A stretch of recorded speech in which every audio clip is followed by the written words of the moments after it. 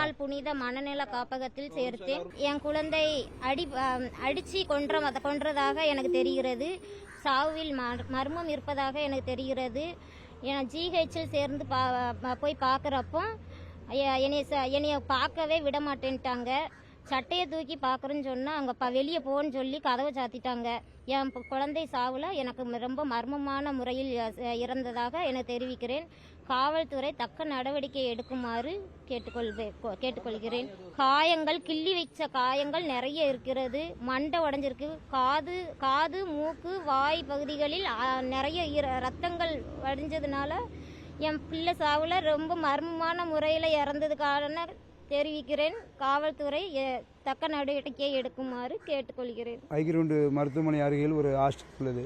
அந்த மனநல காப்பகத்தில் இந்த பிள்ளையை சேர்த்துருக்காங்க. வந்து சின்ன குழந்தை, 6 வயசு குழந்தைய. அது 9 மாதம் ஆச்சு சேர்த்து. 3 மாதம் முன்னாடி தான் ஹாஸ்டலில் சேர்த்துருக்காங்க. இருந்திருக்காங்க. இந்த பிள்ளை வந்து சேர்ந்து நேற்று வந்து இந்த பிள்ளைகிட்ட வந்து ஒரு 9 மணிக்கு ஃபோன் பண்ணுதாங்க. உங்கள் பிள்ளைக்கு சீரியஸாக இருக்குது அப்படின்னு சொல்லுதாங்க. இந்த அம்மா வருது. வந்த உடனே ஒரு ஆஸ்பத்திரி கிட்ட வந்திருக்கு. 10 மணிக்குள்ள உங்கள் பிள்ளை இறந்துட்டு அப்படின்ட்டுருக்காங்க. உள்ளே போயிருக்காங்க. காயங்கள் நிறைய இருந்திருக்கு. முள்ள காயங்கள் இருந்திருக்கு.